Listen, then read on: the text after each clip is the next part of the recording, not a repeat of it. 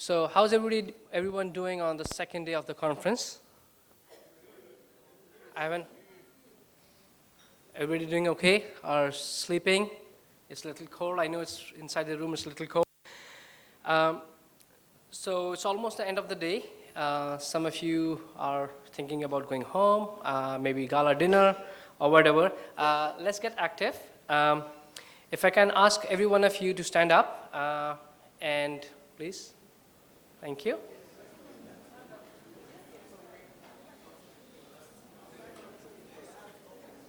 Excellent. Now, what I would like you to do is turn around to the person next to you and introduce yourself and tell why you are here in this session.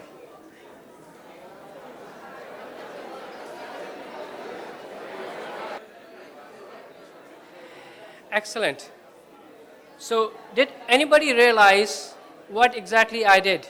I just mitigated one of the risks of my presentation. Can anybody guess what was the risk that I asked everybody to stand up and talk a little bit? Some people may be sleeping, right?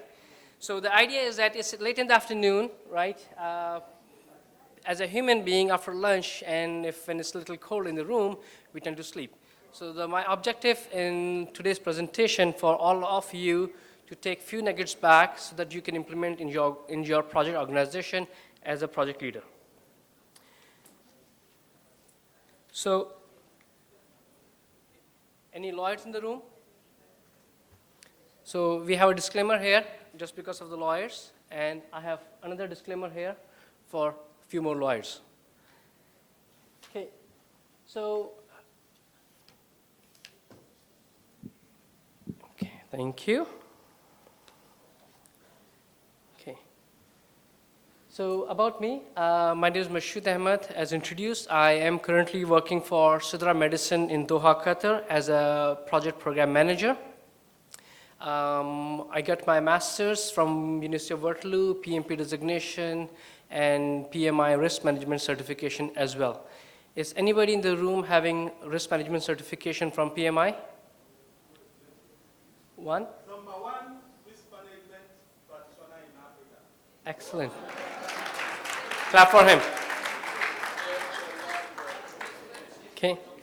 I do speak, I try to speak a couple of times a year in different PMI-related conferences. I do some volunteer work with some of the professional organization, and I am currently working on a book, and if you guys stay till the end of the presentation, I will tell you how can you get a copy of my book. Right. So, the topic of my presentation is strategically navigating project and program risk for successful delivery. In the first section of my presentation, we will talk about project risk management, practical approach, and some of the best practices that you can customize for your organization to adopt and take it to the next level. In second part, we will talk about the program risk management. So we will move from the project point of view to program side. Then we will look into beyond risk management. So what happens once the risk is materialized? What are the things that you need to do to take it to the next level to resolve that issue? As promised in the Q&A session, I have added one slide here that will talk about artificial intelligence and risk management. So this is a very important topic for all of us, as we would like to see how our profession will be transformed in next 10 to 20 years. Then we will recap and have some time for Q&A. All right? So what is risk management? Project risk management is one of the key challenging area of the project management. If you manage your project risk, you can manage your project easily. If you do not manage your project risk, you are not managing your project at all. Project risk must be managed proactively at all the stages, at all the time. So what is the definition of risk management as per PMI? PMBOK? Uncertain event or condition that if occurs has positive or negative impact on the project outcome. So I have underlined here two words, uncertain. So basically there's uncertainty. We are not sure whether it's going to happen or not happen. And if it happens, it has an impact, either positive or negative, on the project objective. Meaning, we may not be able to achieve our goal if it's a negative risk. If it is a positive risk, that means we may be able to achieve our goal plus some few extras, right? So what we need to do as a project leader is not just to manage the project, but look into the project risk and see how we can manage them proactively. So PMI PMBOK and the risk management standard for the PMI risk management standard provide excellent reference on how to manage your project risk. In this slide, it identifies 6 processes. So you plan the risk management, saying how you're going to do your risk management process. You identify risk as you go through your project. You perform qualitative and quantitative risk analysis. You plan your risk response, and then you control your risk. It's an iterative cycle, meaning your project risk must be managed every single day. Every time you're meeting with your team, you need to discuss about the project risk. And then you can also refine your risk management plan. How can you modify it? How can you improve it to meet your organization need?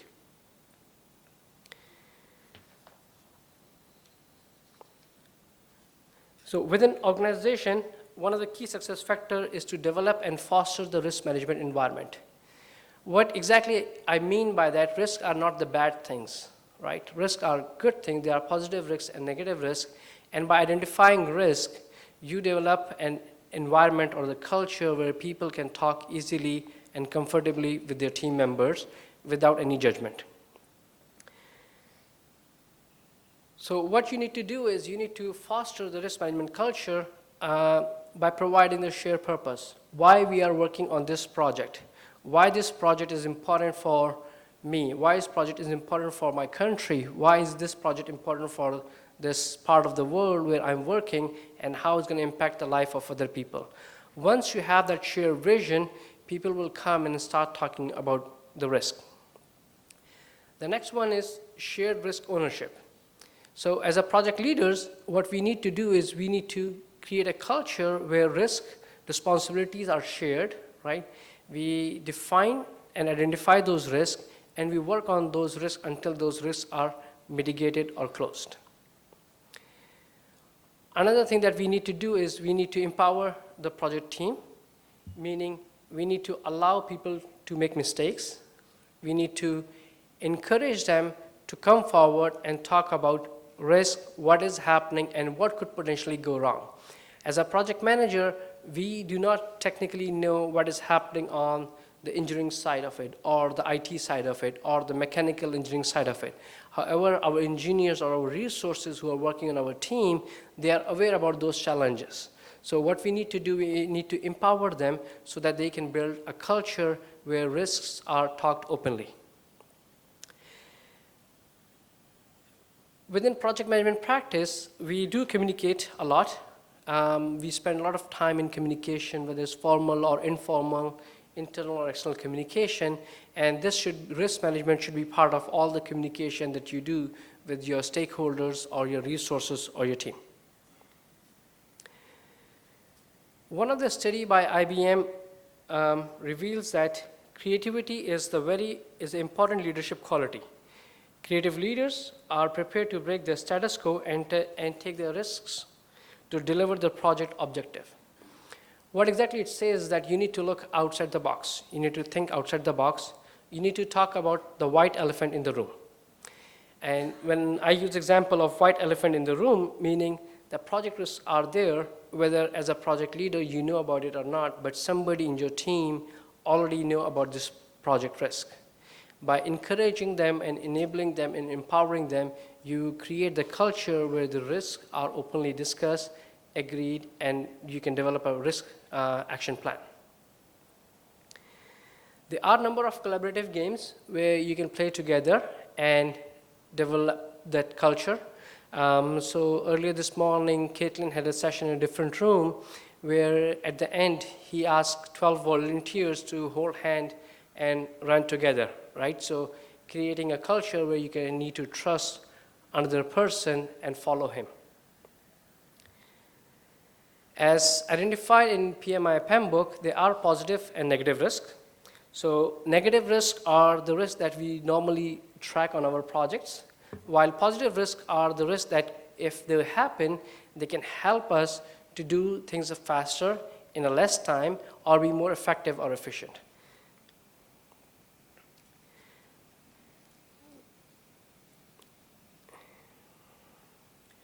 One of the key techniques discussed in PMI handbook is expert judgment. As a project leaders, we come to this place with a number of years of experience in different industries and different organizations. So what we can do is we can leverage our experience to see how we can manage those risks. So first, I would like to talk about intuition and empathy.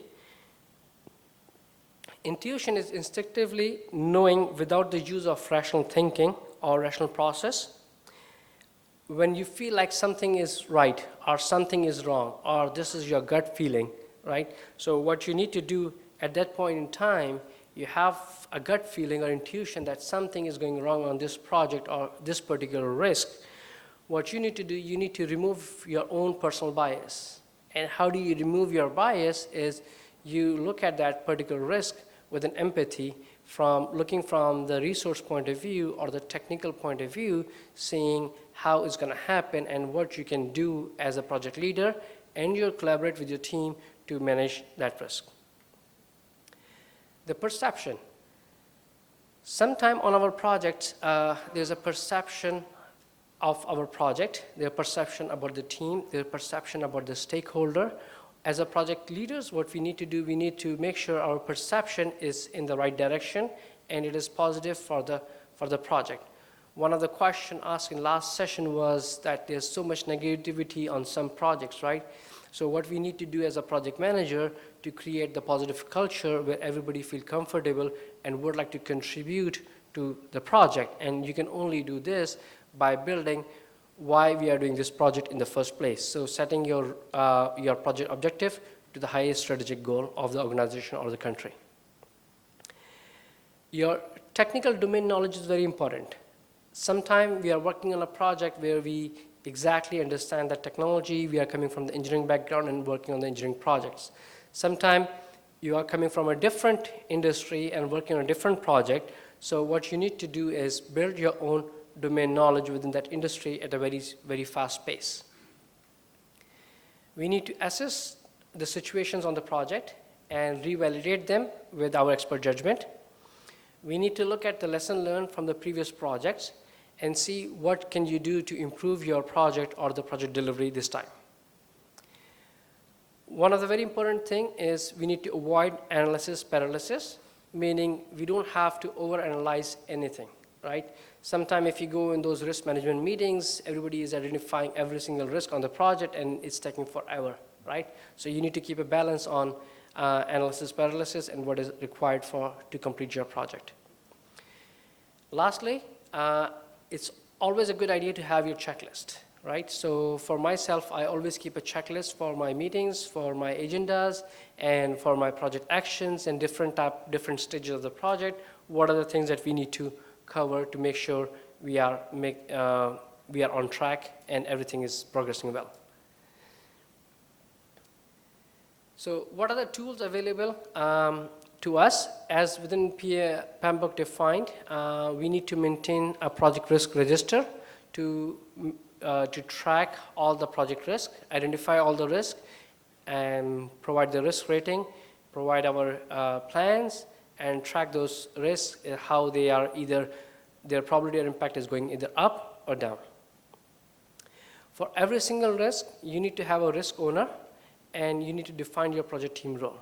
So a risk owner can be it's not only just a project manager, it could be a technical resource, it could be a stakeholder, it could be a sponsor. He or she is the one where you would go and say, okay, I'm stuck here. How do we take it to the next level? How can we remove this roadblock? Further, what you can do, depending on the type of the tool or the PPM tool that you are using, you can manage risk management workflows within those tools and along with manage their life cycle. That will allow you to automatically send alerts, reminders, and communications. Okay. Finally, you can have your executive dashboards where you can put all your high probability and a high impact risks for the management so that they are aware about those risks, and if you need to escalate or if you need their guidance how to resolve this issue, you always have something ready. And sometimes managements are aware about the risk, right, and they would like you to bring those to their attention. And once you bring that to attention, they can say, yes, I will take that risk and I will help you resolve this issue or this risk in this manner or that manner, and then your risk is completely gone from your project because now it becomes that person's responsibility. Okay, now we will talk about program risk. A risk that has a cross-project impact at a program or a portfolio level is our program risk. What it means is that say, for example, I have 10 milestones on my project, right? And my milestone number 8 does not impact in my project milestone 9 and 10. However, my milestone number 8 has impact on another project that is managed by another project manager within the same program. So what you need to do is you need to keep track of all those dependencies, all the projects within your program that have dependencies on the deliverables from your project. So how do you do this? What we have here is, I will show you example of get and give model. It's an interdependency model where you have dependencies. So gets are the dependencies on the other party, right? So you would say, I will get this from the vendor, or I will get this from another team. It's a predecessor activity for you to complete your project. It is a milestone activity for you as well. On the other side, we have give, which are the dependencies on the party, which are the dependencies other parties have on you. So basically, I will give this deliverable to John, and then John will do whatever he needs to do. It's a successor activity. Again, it is a milestone. So here's an example how we have used in one of my projects.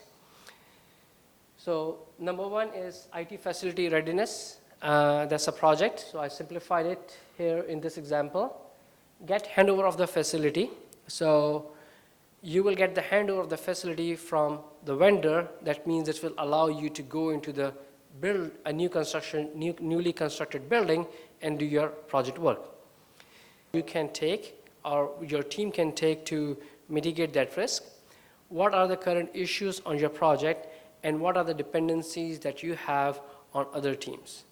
This is a very useful tool because what happens, it clearly identifies what are the risks, the key risks on the project, what are the action items that you or your team is doing to resolve those issues, resolve those risks or issues, and then what are the dependencies on other team or dependencies other team may have on you. Okay. So in last few years, artificial intelligence and machine learning has moved from academic topic into reality. I had opportunity to speak at PMI Singapore and PMI New Zealand conference earlier this year and last year on the topic of artificial intelligence and project management. So what is happening with the AI, we have the new tools coming out in the market that can help us do our job better. So some of the news from some of the about AI may sound scary, that all of us may lose our jobs in near future, right? Which is not the case, because we still need project managers and project leaders to deliver all these project objectives. They cannot happen by the machines. Machines cannot do them. As a project leader, we need to be there. So in this slide, what I will discuss is how artificial intelligence and the AI tools can help in the risk management. They can help us predict the outcomes of the project using existing data. So for example, you have data available within your project or within your ERP, right? So AI tool can use that information and predict what's going to happen. Sometimes what happens is that you have a resource vacation approved in the ERP system, but as a project manager, when you are working in a matrix organization, you may not be aware when this particular resource is going on vacation. However, that information resides in ERP, right? Within AI tools, when they integrate with ERP, they can give you the notification that you have assigned this task to Robert and he has a planned vacation for next month. So you cannot assign tasks to him. You need to look for alternate resource. As a project managers, we get really busy in the daily firefights, right? We don't get time to conduct the proper risk analysis or the regression analysis on every single risk on the project.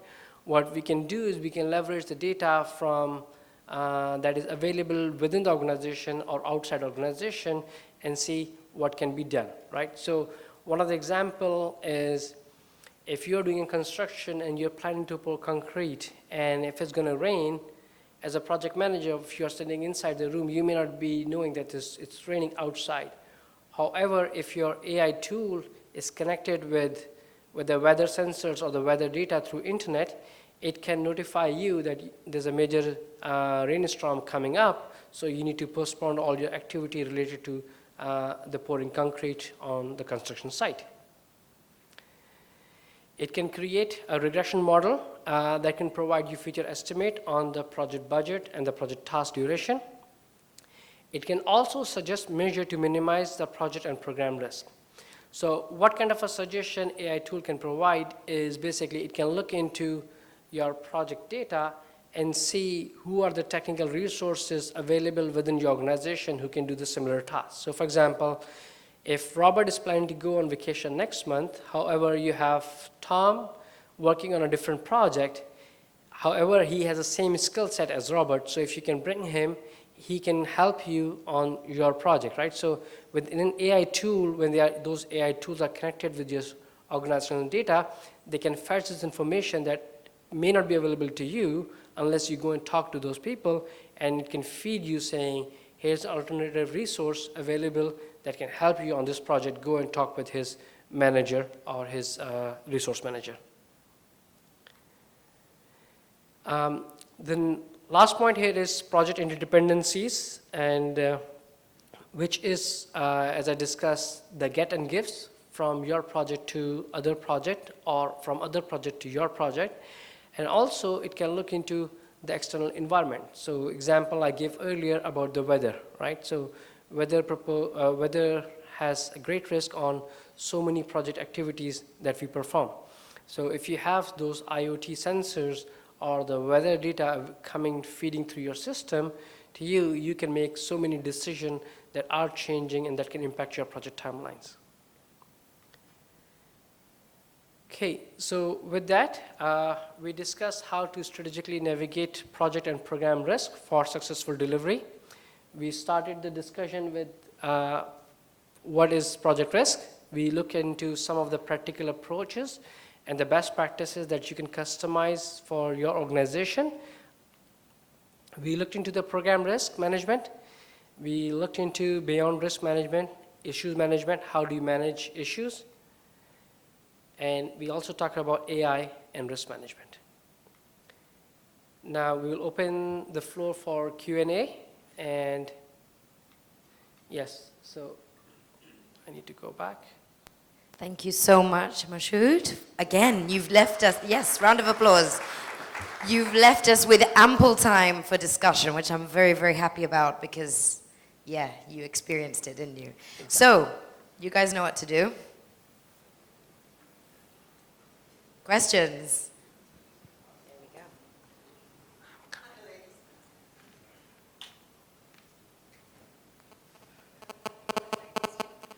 go. I think you talked about artificial intelligence, but that needs to go hand in hand with machine learning. Right. So the thing about risk and artificial intelligence and machine learning is what tools are there, or do we have to build our own? I mean, right. I think everyone uses Excel for their risk, don't they? Right. So, very good point. What I would like to mention here, AI uses structured data as well as unstructured data. So what I mean by structured data is the data that we have available in a database. Unstructured data is basically the data that is available in Word document, PDF documents, spreadsheets, PowerPoint, which is not easily accessible or sometimes even searchable, right? So once these AI tools are become available, they can go into our corporate data and read the information and read what was the lesson learned for each project and propose something that action you can take to mitigate the project risk. So example could be you go on a project to rescue a project. It was a failed project and nothing can happen on this one. Now, do you want to go there and try the same thing that were failed last time? No, you should go to lesson learn and see what is happening. And sometimes those lesson learns are not documented. So with the AI tools, it can look into the emails, it can look into the project documents and propose some of the ideas that you can do to manage those risks. Are we there yet? I don't think we are anywhere close to that level. What I have seen happening in the AI and the project management is about some of the voice activation things. So you can take some notes. So meeting minutes notes are happening over the voice. You can see some of the instruction or some of the action. You can document, okay, I would like to document a risk. Okay, so on City and other platform. And there are some companies, they are saying that, yes, they are looking into the corporate data and doing some risk analysis, but I think we are still a few years to see those things actually functioning in a real environment. Okay. Does that answer your question? Perfect. Excellent. Okay, we have a question at the back. So I have a question. You were talking about some of your IT projects. I'm over here. Okay. So you were talking about some of your IT projects and managing the risk on that. And I understand the whole risk document that you pretty much keep up in terms of managing that. However, also in the process when you're actually implementing a system, are you also using other tools to manage risk as well? So for example, typically when we manage or when I manage a project, when it's IT related, I will manage that testing within a testing environment, which is, we typically use HPQC. Right. So we also use it as an audit tool. So I was just wondering, are there any other tools out there that may be helpful as well to not so much track the risk, but also have that audit? Right. So what we use is we use SharePoint. We have a custom SharePoint site where we document, which is our basically risk register. We track all the risk. And for the project bugs, right? Because to me, issue is something bigger than a bug, right? If we are talking about IT software or application, we sometimes have like a small bugs that can be fixed. For those we are using HP Quality Center, I believe that's the name of the tool that we also use. And depending on the client, right? Sometimes we simply use spreadsheet depending on the complexity of the project. So there are a number of tools available that you can leverage. Before we go to the next question, can I enforce a small rule? Can you stand and tell us who you are so we can see you and get to know you? Thank you. Mike there? Okay. My name is Abubakar Usmana. I'm from Nigeria. My question is a simple and quick one. With artificial intelligence taking a central position in project management, I'm wondering, what will be the future role of the project manager?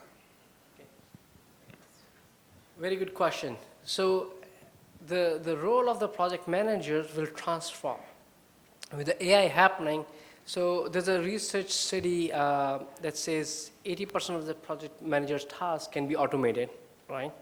So that, yes, that will eliminate some of the tasks for us, but it will not eliminate the role of the project managers, right? Is there anybody in this room who likes to take the meeting minutes? Nobody? No volunteer? Who likes to take the meeting minutes notes? Who likes meeting minutes? Raise your hand high so we know who you are for right? So documentation. those are the tasks can be automated using AI tool, right? So that will help us, right? Now, in 20 years or 30 years from now, if you're looking at some science fiction movie, yes, or some of the other tasks can be automated using AI. The role of the project manager will become the business transformer, right? So we will look at the business and make the business decision how to transform those things and then give it to the piece of software to run its magic. I Does think that someone. answer your question? Yes, happy. Someone mentioned it in the prior session. I think it was in Innocent's session when he was asking people to do the Twitter responses. Okay. Somebody somewhere in the middle said the future role of a project manager is to be a change agent. So it's kind of Right. what you're saying as Yeah, well. I see business alignment there. transformation. Yeah, fantastic. Okay, thank you very much. Thank you, Ahmed, for the presentation. My name is James Kivuva. I'm from Kenya. This is one presentation that I really wanted to attend. Thank you. Just to hear how you're going to take us through the navigation of risk. And I remember, I'll quote one of the presenters in the morning who said that we should move from being executors to innovators. Right. In the spirit of innovation, mine is not more of a question, but more of maybe encouraging my colleagues here that in the place that I work, I started the project management department. And over time, from what I have learned at work is, as a project manager, you are very powerful. And it's up to you to determine how the organization will go. So I moved from being a project manager, the executor, to an innovator. And in such, I came up with a model that not only manages projects in the organization, but also manages strategy of the organization, because the organization basically runs with 5 years strategy. And in this management of the strategy, you are able to identify the risks. And using the RAID method that you mentioned, we are able to see what is likely to impact us at what particular time and Exactly. take the necessary action that needs to be taken Right. early in advance so that this risk, in case it's a negative one, it does not materialize. If it's positive, we think of how can we enhance it and make it better. This has helped us basically be able to do resource allocation and also trend analysis in the era of artificial intelligence. Trend analysis on where are we? Are we growing as an organization or are we dropping? Is our Right. performance getting better or is it getting worse? Thank you very much. Thank you. It's really good to hear from somebody in the audience that he has used some of the tools that I have discussed here and how it helped him manage the project risks. Any more questions? Don't be shy. I've seen a few hands up and then they've gone down. We still have time, so let's use it wisely.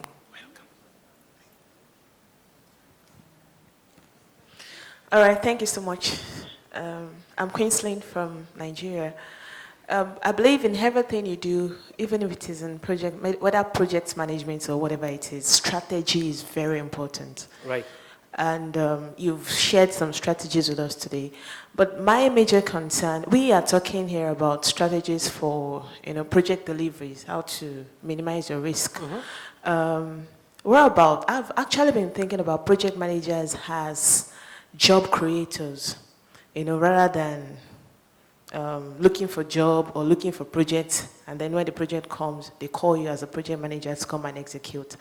What about the strategy for being job creators as project managers, rather than just waiting for the project to come, to drop in your laps, and then you execute it? I'm not sure it's part of the topic, but it's just something I want to throw open to the house. How can we begin to strategically, plan for how we can be job creators rather than depending on other people to give us job as project managers? Okay. So if I can reiterate, your question is talking about how project managers can help create more jobs in any economy, right? I'm not from Africa, so I would like anybody in the room would like to take a stab on this question that would be relevant, that you guys can relate very easily.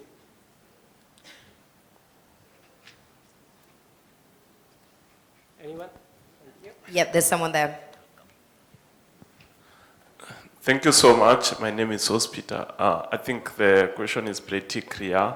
as project managers, we should, based on the different information that we interact with and the various practices and the sources of the project, I would want to answer my friend by saying part of the sources of the project that we implement are also from the during the implementation project.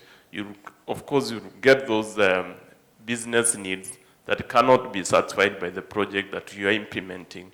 And as a project manager, you should take that responsibility to advise the business on the various needs that you have seen, which can be certified by other projects superseding the project that you're implementing.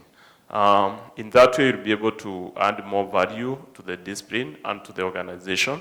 And as a project manager, you'll be taken more seriously by the various institutions that we serve. Okay. Here's another one. Thank you once more. With regard to the question of how we create job opportunities, I will take from what the presenter said when he said what we get and on that tool. And I believe each and every risk that exists, there's an opportunity for creating an opportunity through it.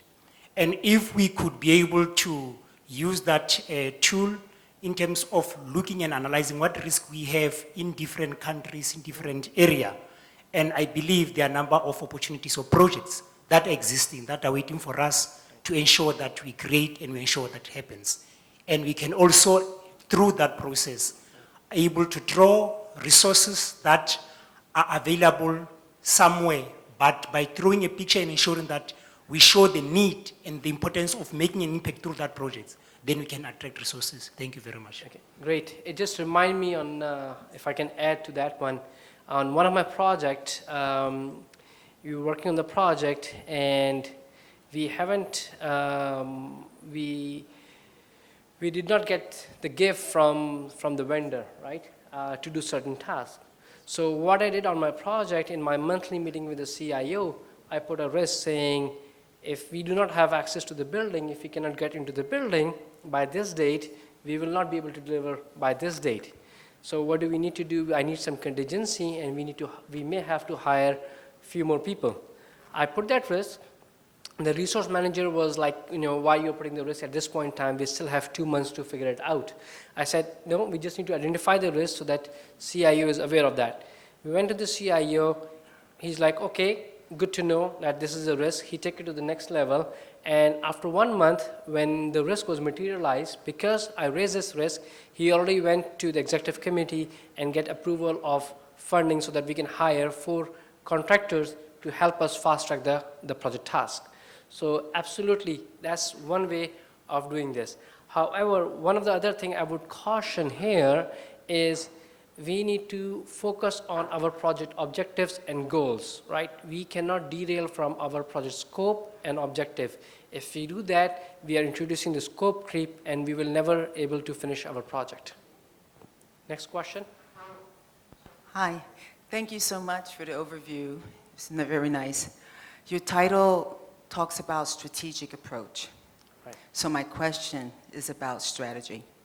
So given PMI's, not just PMI, but the focus on value creation and benefits realization, and the increased role of the project in bringing about that outcome, not just on the outputs, what would you add to what you presented to us in terms of how a project manager or the person on the team who's helping to identify and assess risk, how would you add that value creation aspect to your risk identification and assessment? Excellent question. One of the points that you touch is benefit realization. One of the key things that I typically do when I take a new project, I look at the project scope and I ask the question, at the end of this project, how are you going to measure my success for delivery of this project? And the next question I ask is, once the project is closed, how are you going to measure the success of the delivery of this project after 6 months and 1 year when I will not be here? So those two questions give me the real insight of how whatever I will deliver will be consumed by the business, technology, or the customer, or the partners, right? So this is how you would do is you would look at the strategic goal of your project. You would also look at the strategic goal of the program if you're working under the program and attach and link to those goals. So even what you can do is within your risk, you can say this risk is on my project. However, this will also impact the strategic goal of the organization or the program or the portfolio. So when you take it to the CIO or your chief or whoever the big boss is, the light bulb will turn on as soon as you mention those organizational objectives, because every organization typically have 5 to 8 organizational objectives. And if you can relate to those strategic objectives, how this risk will impact your project deliverables, they get it. Another follow-up question? Can I just do a brief follow-up? Sure. Thanks. This is, for me, this is getting very interesting because I want to add in something else too. Sure. Because as you do your risk analysis, okay, throughout the project, there's certain tools and things that have been used traditionally, historically, looking more at the project, very specific project output aspects. But when you start talking about strategy and business objectives, and you're really looking at market factors, and you're looking at what the impact is on creating the value and then benefit changes, and then you look at it within the context of changing customer needs and the whole thing and the whole VUCA environment, et cetera. I want to ask you, how do you use data? Because the whole business analysis approach now in PMI is more than just project specs in terms of IT and things like that, but it's much more expanded to deal with the business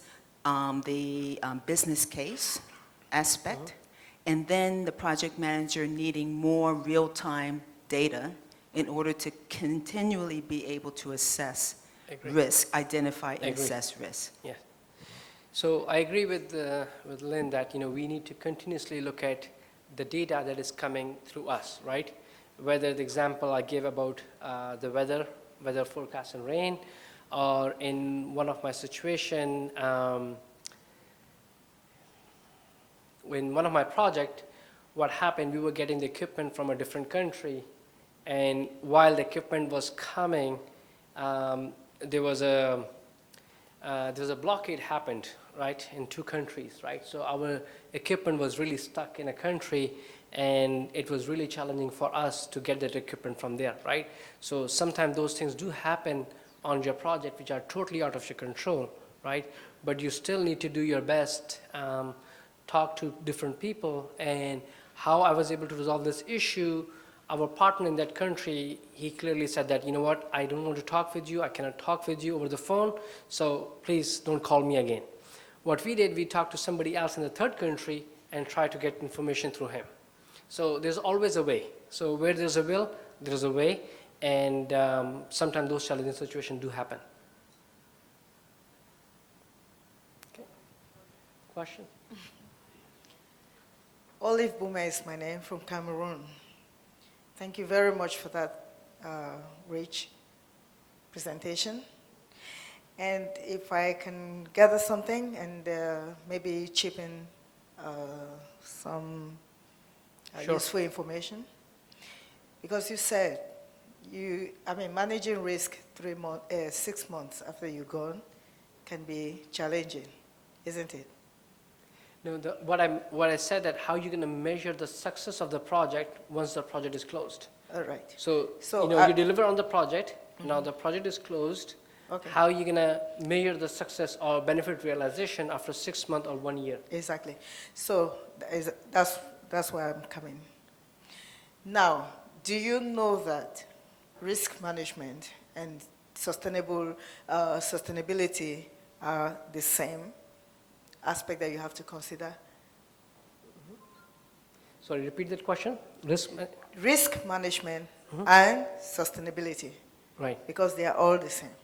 right. You know, when you're managing your project, you have to consider sustainability as well. Exactly. So when you are implementing your risk management, even if you're gone 6 months, 1 year later on, if someone wants to measure your success, Right. if you apply Proper those risk management. Yeah, factors, you don't need to be there. It can be evaluated. exactly. So I think sustainability is something that you have to consider as well Yes.